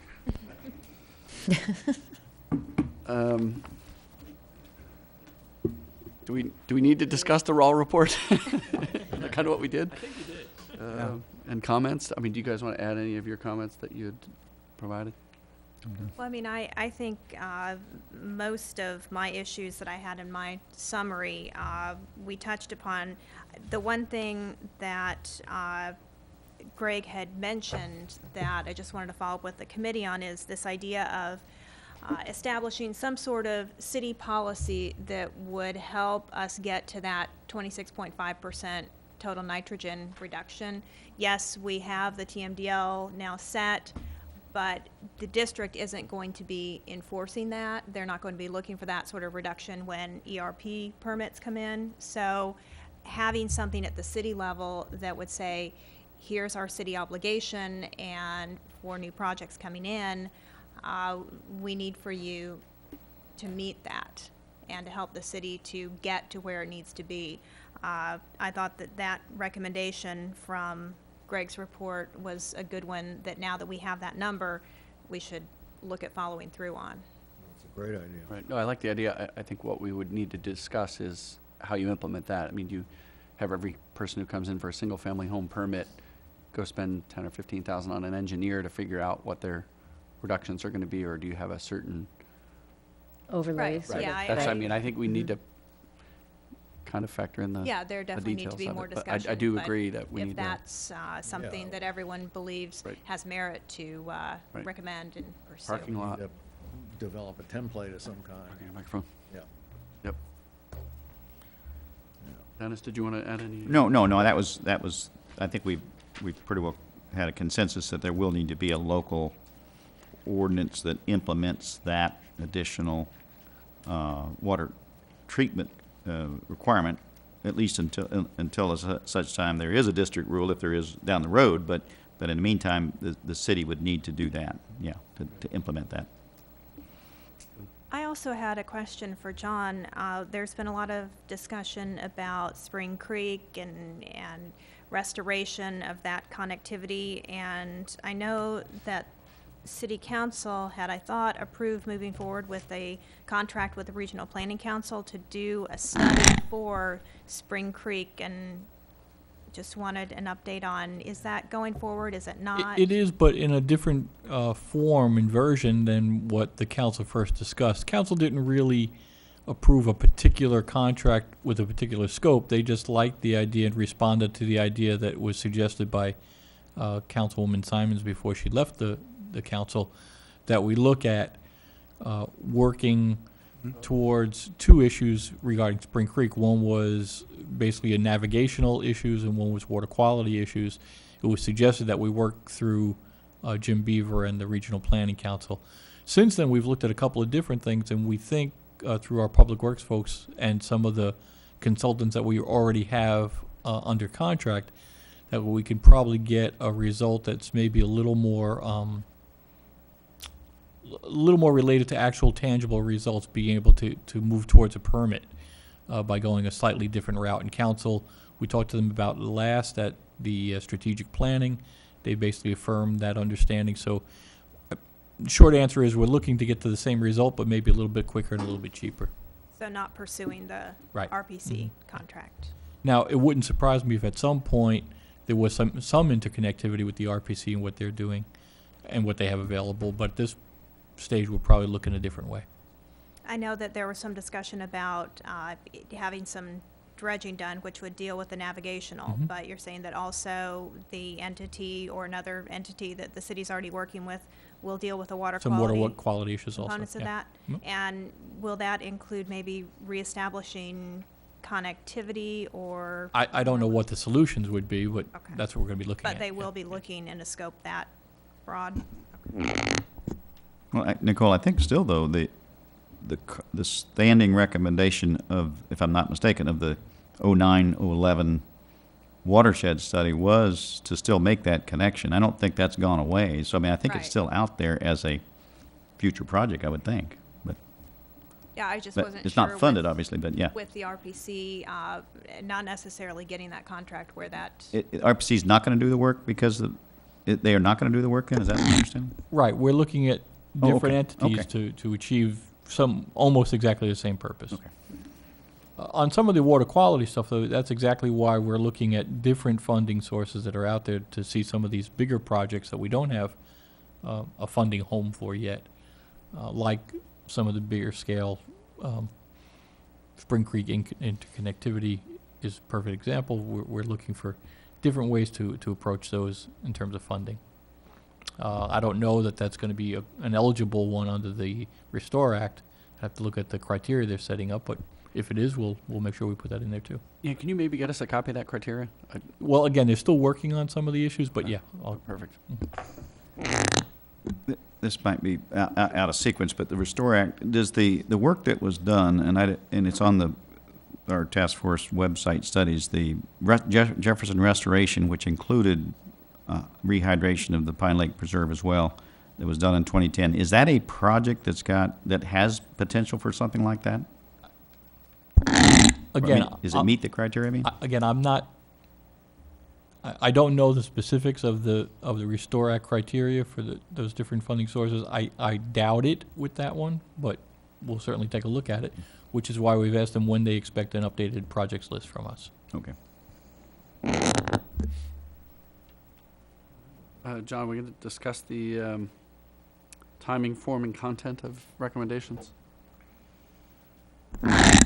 Well, what we put in section 6 under your packet was just some ideas about how this group, once it's comfortable that it has recommendations it wants to bring forward, just the format basically of how those recommendations could go forward. This is just basically mimicking a template that we've used with some of the other volunteer committees. And again, I stress not to focus too much on the content. I just wanted to put some verbiage in there so it would be a starting point for conversation. But more to get familiar with the idea of a one-page, as simply as we can, identify the issue that you're trying to address, what you did to address the issue, and then some tangible result that came out of that analysis. And if you're comfortable with that, we can add to the parking lot list of ideas, and then at some point, when you tell me you're ready, actually translate those into recommendations. I just had one recommendation. I see under the conclusion section that the template wording after you address whatever it is, flooding, water quality is, it could be or is a problem of moderate proportion. And I think that there's going to be a variety of opinions, whether these issues That's why I said are. Again, don't Nicole, focus on that- the content. Okay, That's the well- content I don't want you to Okay, but focus on. I wanted to toss out an idea of just saying for all of these, it's an important consideration for the Bonita DRGR. That takes out You can change that to extreme. Right. Yeah. Do we like, here. do we like the form? I just wanted to get some Format. verbiage in there so you could see Yeah. what it would look like. I can't look past Yes, that one. no, So sure. once I have that out in the record, I can then look at the form. Are you assuming that conclusions equals recommendations, or would you have a separate recommendation category? Good point. I would recommend separate recommendation. Any way you got guys a are. problem, here's It our seems that the- conclusion, and here's how to Yeah. fix it. So it would be issue, analysis, conclusion, and then The recommendation. other thing I'd like to suggest, we need something about resources, costs, something like it has its own block. Yes. I'm sorry? We need to talk about how much it costs or the resources required to implement the Mhm. solution. Well, again, in the way I kind of laid this out was that when you did boil it down to a recommendation, and frankly, I understand what you're saying about 4 categories rather than 3, so the third would be conclusions, the fourth would be the recommendation that came out of that conclusion. But the way I envisioned it is that as best possible, and this won't always be possible, but as best you can, that the recommendation say things like, the recommendation is to do X by Y, meaning within a certain time period, to be paid for or funded by some funding source with an approximate cost of whatever, so that as much as we can to boil that down for council so they understand that you were taking all those things into consideration. You won't always be able to do that, but And I don't know if I agree with that, because what happens if we make a suggestion, say this should cost $50,000, but then it costs $150,000, but we all would have said, well, even at $150, we would have liked that. Point. So I I'm think not we- sure we're going to be able I don't think we should to- put the cost on there. I mean, I appreciate the concern, and maybe we can point to the cost if it was in a study saying the estimated cost. I'd like to pursuant see the some study. reference to how much it's going to cost. That's part of our recommendation. We may not want to recommend it if it's very, very expensive. I think the feasibility is important, and the funding source is important. I mean, the good Yeah. thing we have is an opportunity to, whether it's through some other public funding source or through impact fees or whatever, or tax base, but we have a chance to actually get things done that we recommend, which I think is better than any study most of the studies we've seen that make recommendations. And if you don't have funding or cost, here's the Jefferson Flowway. I don't see a cost and I don't see funding, but it's pretty interesting. It's on the shelf though, I guess. I mean, Right. My only concern is if we say something costs X, or pursuant to a study it costs X, and then it turns out to be 2X, but we would have still proposed it anyway. Is somebody going to review that and say, well, it costs too much, now we're not going to do it? But they could, I see what you're I mean, I can saying, say but cost is a factor. Cost is always should be a factor, but Right. I don't want it to be the determinant factor. we're probably not the best to come up with those costs, but if district says Spring Creek at 75 is going to cost $1.5 million to $2 million, let's just say, okay, that's what they say. I mean, we don't have to say it's our estimate. It's usually going to be somebody else's anyway. We're not qualified probably to estimate it, so. yeah.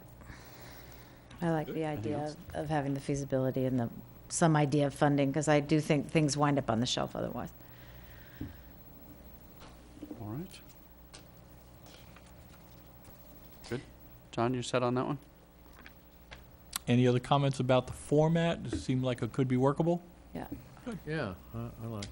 Yeah, but I think With I- the changes. Yeah, I had made a comment before about having more than just two Excuse me. subjects, water quality, water quantity, and I think water resources is But- going to be the. Will Will there- there be any mention, like, for example, of like, this is ultimately, like, I think we've all decided that we kind of want to have a fairly strict, or stricter than possibly the rest of Bonita, expectations on what impact any development would have out there.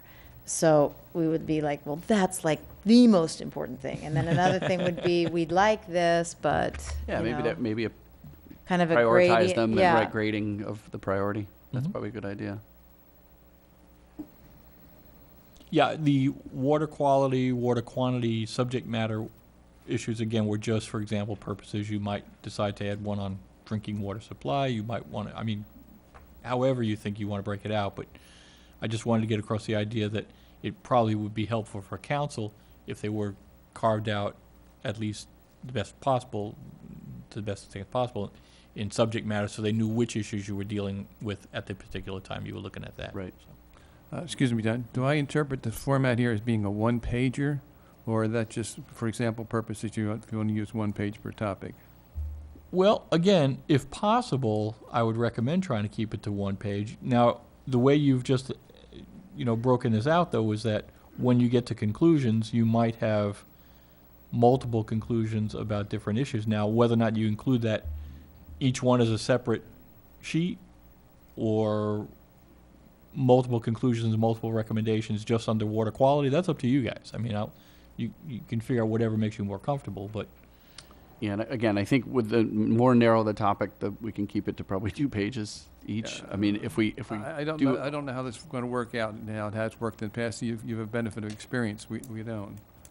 I just hate to make it arbitrarily short when there's more meat that we need to put in there. no, absolutely. I would not let the format be the driving, function here. Yeah. Obviously, it's the conclusions and the recommendations have to be the driving function. So I guess also, am I thinking of attachments? We got a chart or a graph or something that we'd like to include as part of our analysis, or what we use to arrive at our decisions? you could do that, or you could make reference to that in your analysis, because again, you're going to be showing the issue, your analysis, and you might make reference to the fact that if they want to take a look at it, here's why you came to a certain conclusion. I think this is a good start. I'm just trying to help No, with I some hear- other yeah. ideas. I appreciate that. Yeah, because basically what, we have a whole section of, on the webpage that says the information that we've drawn it from. I mean, we could cite specifically if we needed to, but otherwise, we didn't use any secret studies. Everything is listed there, and so they can refer to, they know where we got our information from, because it's all there, and there's a history of all the presenters and Yeah, we everything, could so. footnote it to that. Yeah. Well, we don't really have to lock in exactly on all this at this meeting anyway, because you're going to have something coming in from Kevin Irwin, but I think it's a good idea to have a general idea of a format and where we're trying to go, but I think, And we haven't heard from DOT yet, and that's an important Right. lead, DOT. right, we're just trying to get the format down, not the Right. content. I like the format. Okay. And I think, at least if experience from other committees holds out, I think it's something that, if you're able to present it this way, it's something that council will be able to recognize and then respond to, without initiating a whole new set of questions. I would recommend that, we maybe already said this, you got the surface, you got the water quality, and then you've got the water resources, meaning public supply. And all of them are linked, we know that, and some of them, like best management practices, might have go across all three of those. But I think that those are the three big categories, and when we listen to the speakers, that's their areas of expertise in those categories that we've heard so far, I think. Very good.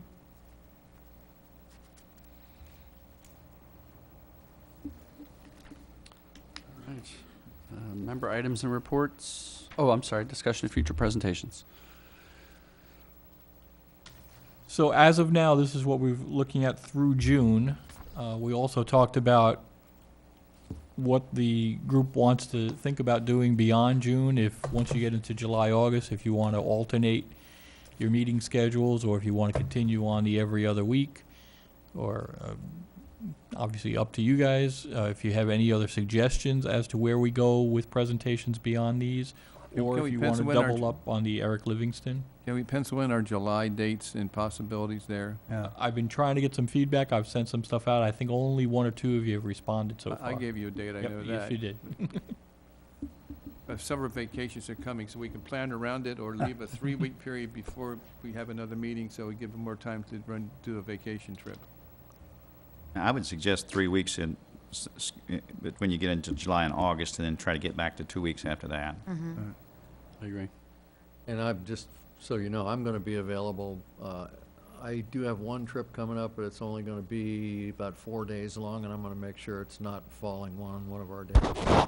So we'll set up one meeting for July and one meeting for August then, it sounds like? That works for me. Okay.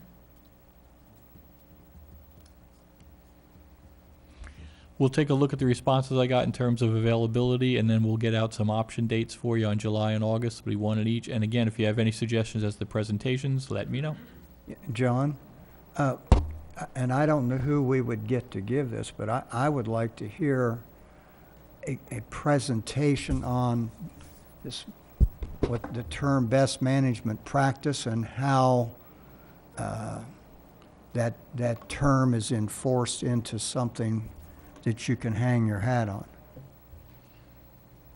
I don't know who you get it from. Maybe Well, Dennis would have some suggestion. I may need some more, you may need to be more specific, because best management practice is just a general term about how you approach things. It's going to mean something different, for example, when it comes to reducing, total nitrogen, as opposed to when it, is applied to a different scenario. So I Not know quite sure how to- Eric's going to talk about the water quality best management practices, but yes, you have other things such as the groundwater resources best management. There may be some other elements that are flowway connected, or water quantity best management. But yeah, I think we're basically, it's going to end up crossing all of those water categories probably Right. when we talk about best management or low impact development, whatever. I know, Nicole, you've probably had. No, I was just going to say, the BMPs and the low-impact development, that is something that Eric is going to cover. So if there are other aspects of it, Okay. I'm not quite sure who the best person would be, but I think Eric Well- would be able to answer a lot of the water quality. And he's coming, is he said? Eric is Okay. 16th. 16th. We've had general, in a lot of the handouts, the district has a list of best management practices. The DEP and the BMAP does. Greg Roll in his report did. The city in its master phase 2 water management plan did. The Baroque plan did. So we really probably just need to say, let's look at all of those and see which ones are effective and reasonable and can be done feasibly, and how much gain will we get out of them for water quality, quantity, and resources. Yeah. There's a lot of, most of them have a lot of similarities. Yeah. Yeah.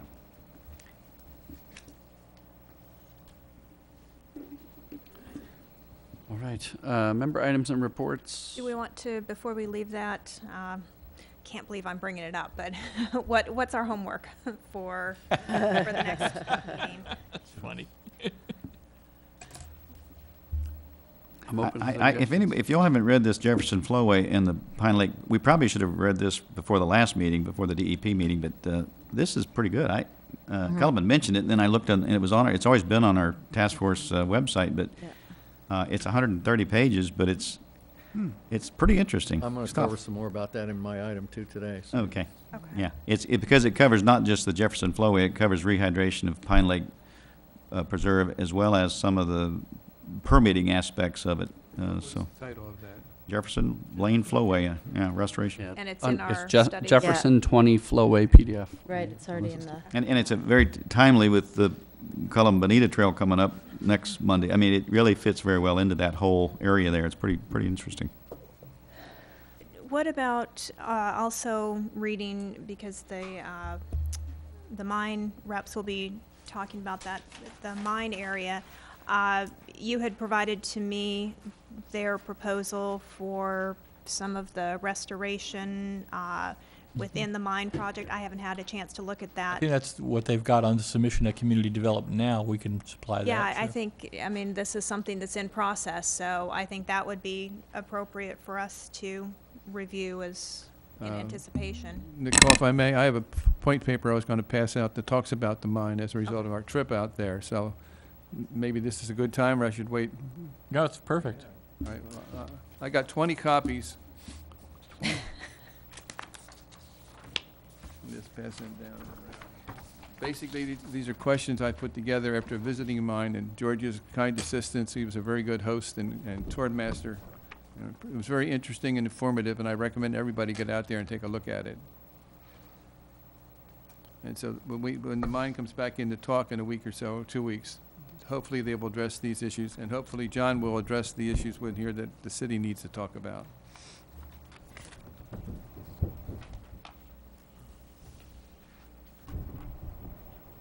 Are these questions you have already given to I just them? gave them to them Okay, today. okay, good.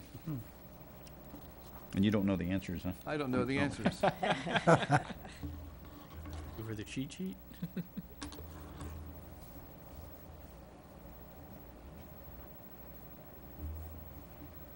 Wouldn't that be one thing we could all do, except obviously David has done it between now and like the next meeting, try and make individually go out there, take a look at it. That- It's up to them.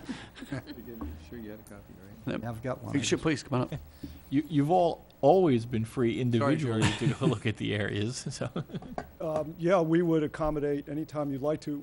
I need to be there for a whole host of reasons, not least of which is insurance, and the Dutch are extremely, they don't understand anything about what's going on here, frankly. Try to tell them, but, so, I actually am gonna be in town, Tuesday and Wednesday. I'll be leaving Thursday, so if any of you would like to schedule, some How long time- does it typically take, George?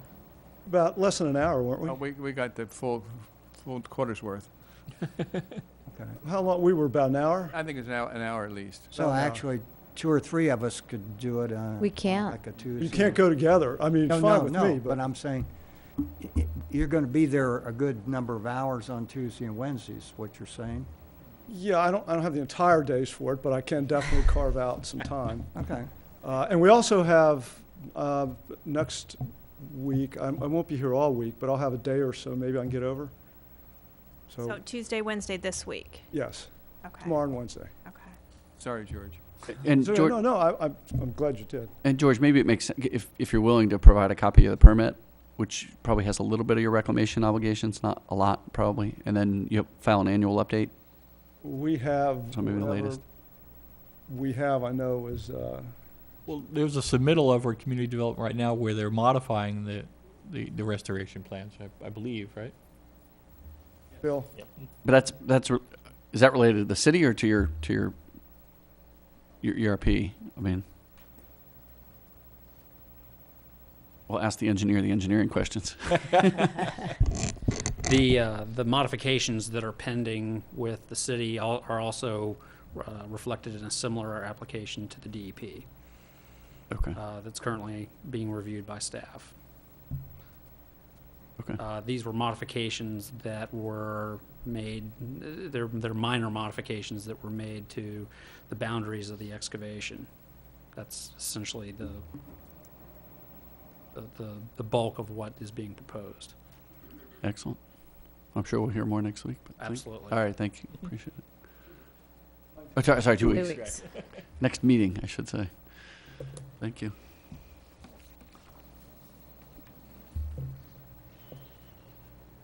All right, so I guess we'll read the permit.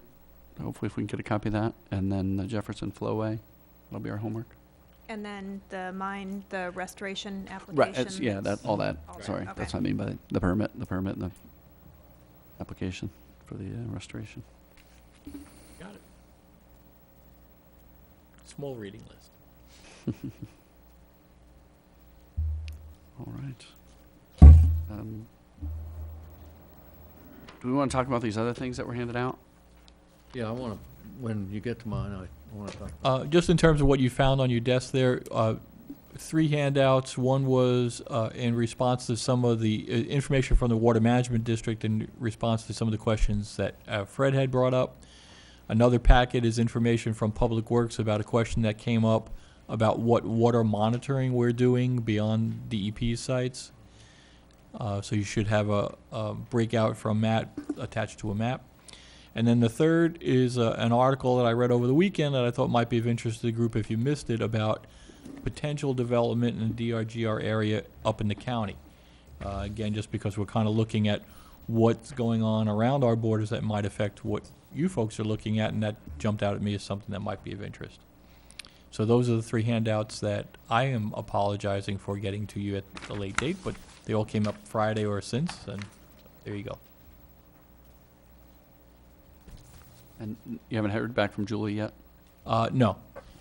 In the packet, you'll also see some information relative to the Kiel Canal that you had asked about, operation of the canal.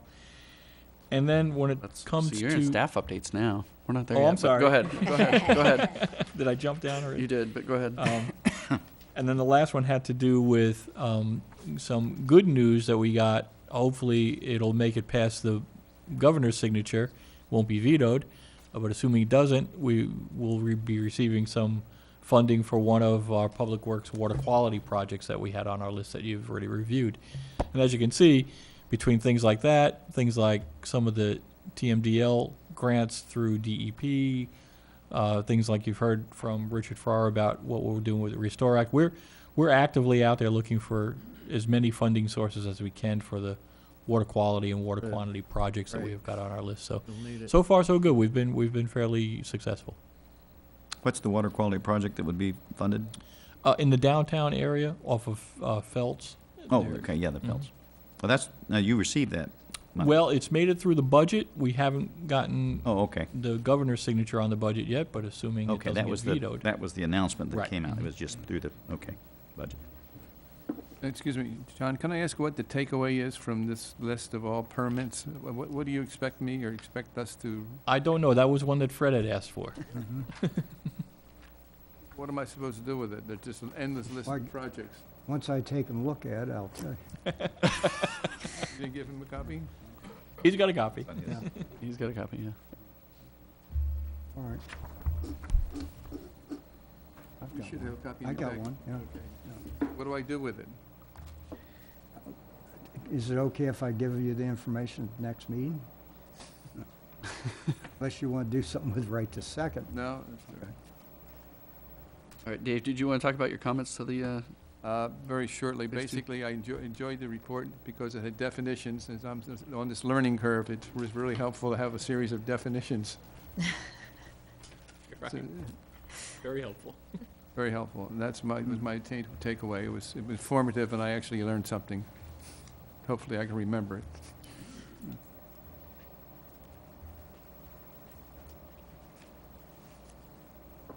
Nicole, you had a handout? Did you want to? No, that was just Good, just part of the clarification for packet? the record, yep. Perfect, all right.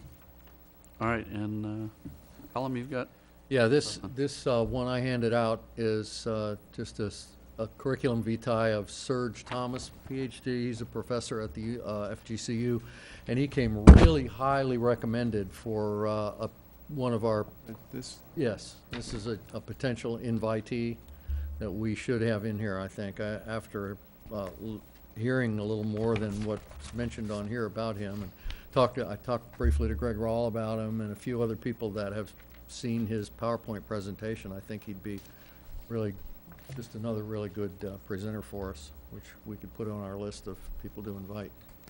Colin, is his PowerPoint on specific to wetlands or? It's specific to water quality, what goes into and comes out of detention and retention ponds. Oh, okay, good. So I think it'd be really interesting to hear from Should him. we, if it's appropriate, should we try to see if he can double up with the Eric Livingston? I think it'd be a great combination. yeah, June 16th? Yeah, See yeah, I what we think can do. that'd be Good. great, so. I'd love to know more about flow cytometry and high-speed particle sorting. Yeah. Well, it's on his resume, so. Sounds, There's an awful sounds lot impressive. of stuff on there. Some of it'll be very interesting to us, I think. And I have one other item for. Spelling test goes along with this? Right. I have one other item when you want to get to that. Please, That's go my ahead. member item. Please. I would like to make a kind of an unusual suggestion and request here. I would like us to have a field trip to the Jefferson Lane Flowway, to walk it, see it in person, and the reason being, it's very interesting and entertaining to see it, and I just don't think there's any other way to fully, here Audrey has something, to fully appreciate what that project is all about without looking at it first. And it's pretty easy to do for us because it's right nearby, you know, where the Bonita Nature place is. We could park there. Takes 5 minutes to walk to the flowway from there, and it'd take us about 15, 20 minutes, maybe as long as a half an hour to walk the whole flowway and talk about it. And I'd like to get, in addition to us being. Talk about it. Well, that's, obviously has to be advertised, and it has to be in the sunshine, you know. I And realize it has that. to be in the sunshine, and Yeah, there I know. has been some recent cases on that that are different than maybe what we have done in the past with local planning agency. As far as input, I would not want you to do an inspection trip together now. With that being said, if you want to write up a concept of an individual tour, self-guided tour for each person, we can be happy to do that, and each person could do, as long as, if there's private property they need to go on, we need to make sure we secure the private property. Well, there is only in that Don Thompson's yard, we need to cut through a piece of his. We'll have to ask sec- Mr. Thompson.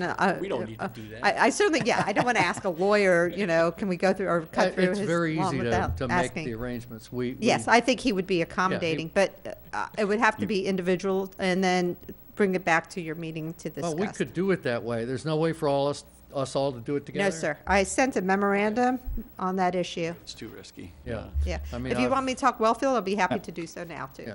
Yeah. All right, well, in that respect, then what do we, if anyone would care to do it, let's talk about it for a minute, though, and how to go about it. Can you give us a map with a starting point and follow the Right. dotted lines? That's what I would. Well, here's what I would have to do. I would have to contact one person in addition to Don, because it's the lady that lives right there, and we have to walk through Don's mom's, his, you know, what he bought, yeah, she died, unfortunately, but his mom, where his mom used to live, I think his daughter lives there now, so, yeah.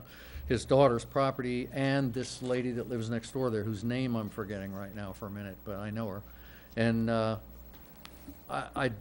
I know they have a couple of dogs that are sometimes running around down there, so it becomes a little problematic, which was why I was hoping to do it all at the same time. But it can be arranged, but you will find it, if we are able to get this organized, you'll find it most interesting to walk this little remnant of a flowway, which is it's a treasure. It's a beautiful, beautiful piece of property.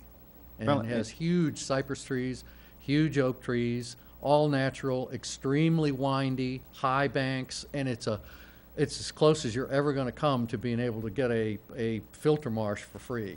It's already there. And I would Be suggest, opened at each end. you- if you look at the study first, you'll get a feel for the concept of how that would be opened up and connected. This idea of doing this restoration was an idea I had a little bit before we even became a city and started running around trying to promote this idea. And everyone loves the idea, but, you know, it's one of these things that has to happen. And I obviously have no interest in it other than I think it's a great idea for the habitat and it's a beautiful remnant of a beautiful river that got cut off and isolated and could easily be restored. So did I hear you, Audrey, we're gonna work on calling Don, or Oh, I can call somebody, Don. somebody was gonna work on, I'm I'll sorry. call Don. Oh, I thought you just said you were gonna call him, I'm sorry. I didn't mean to put words in your mouth. Right, I mean, Us lawyers had a tendency of doing that, you know. we can accommodate, if I'll work with Colum to find out exactly what he wants as the parameters for everybody to see, and then we'll see about setting up like a self-guided, and if we can set up appointment times, maybe, you know, so that each of you are spaced 10 or 15 minutes apart, so we don't have the property open for like days on end. It might work out well, maybe do that in lieu of one of your Just times in your visioning you meeting. guys single file. Single 15 file like minutes. Boy Scouts, yeah. Like a With a narrow hall trail. monitor in between each of us, right? Right, exactly. Audrey, you know what might be even easier for everyone to deal with is for me to find out what's the very best time of day for the. Absolutely. And then do it on individual days. I mean, I'm sure if she says, oh, I always find. Whatever works with them and works with you guys, we're happy campers. Yeah. I mean, I just don't want to be a babysitter. Audrey, is there any problem with Columns Nature Trail meeting? Columns. Yeah, exactly, because I was surprised several of us would probably like to attend that. Would that be Oh, a the ribbon sunshine cutting. problem? Just No, don't as talk long as you about don't talk task shop. force business. Yeah, if you're not talking shop, that's not an issue. Right. No telepathic. Yeah, no telepathic, thanks a lot. By the way, Colin, I thought you were going to suggest uniforms for everybody. I thought you were styling the proposed uniform for the task force. I match him nicely. You can't find 7 of those. And sunshine-wise, I'm assuming there's no possibility of me taking anybody on this walk. That's then. correct. That's correct. So,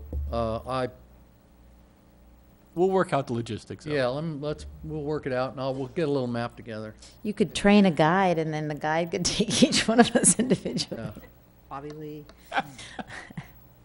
we can do it anyway. Well, we'll try to get that together then. That's that item. I think you'll find it most rewarding if you do it. Be happy to. Very good. Dennis, you have some parking lot suggestions? Are those just for the parking lot? Well, no, or I do you just, wanna talk about since them? I'm not going to be here next meeting, I thought we're really start getting into these things, and it's kind of a scatter shot, but I did organize them into the categories that we've talked about. But even like today, I mean, if I have 5 or 6 more, but I think if we have these, I think we throw them out there and then just stick them over there, and we don't need to talk about them each time. I think we come back to them later. I agree. Some of them, like, may change. I mean, I don't have any pride about. I don't mind changing them later if I change my mind on something or get more information. So, Sure. but just so I don't lose track of them, or we don't. And let me suggest that to all of you as we're going along. Shoot those to me. We'll keep them aside. When you say you're ready to start digging through them to actually start to articulate your conclusions and recommendations, we'll bring them back out. And do we have those parking lot suggestions on the website somewhere? No, at Okay. this point, I haven't put those up on the website. I know we don't have very many, so, but now with Dennis's, we might have. Well, and then I think from some of the other information submitted, there could be a number of concepts that I think have been kind of embedded in suggestions, recommendations that people have submitted, so maybe And we'll again, all- the reason why I didn't put them on the website, frankly, was that at this point, there hasn't been a consensus from the group that you're Yeah, that- comfortable No, I with the understand that. language, That's- so. I understand So I that. think we I have to wanna- talk about it before voting on it, but I'll go ahead and synthesize from what I've submitted. Good. And I wasn't, Would be- and I wasn't suggesting we make them official adopted suggestions. My thought is if we can get them in one location, we don't have to continue going back through agendas or packets or minutes or what have you, Good, and we good. can figure out. Well, you'd have to say what's who in the who parking lot. recommended them because, yeah. I agree with everybody's that. not going to Yeah. agree with all mine, or I Right. might not agree, yeah. Right. Well, I agree. We'll start to package them up. Perfect. Thank you. All right. With that, public comment? Oh, staff updates. I apologize. I think we did Yeah, those. I thought so too. Okay. It is on the agenda. I just want to make sure. Public comment. Anybody wishing to speak? Seeing none, move on. Next meeting's May 19th. And we've got the mine and lead DOT. We've got a relatively short reading list. In the meantime, we will be reaching out to you about a couple of things. One is the logistics on self-guided tours out at Jefferson. Another thing is going to be on the July and August dates and suggestions for presentations. Also send you out, well, I'll try to start packaging up the parking lot information, but from you, if you have any that you want to make sure are included that you think might have slipped through just because they turned up in discussion and haven't really been put down to paper yet, send them along. We'll include those in the list. And I think that's probably about it. Perfect. Meeting adjourned.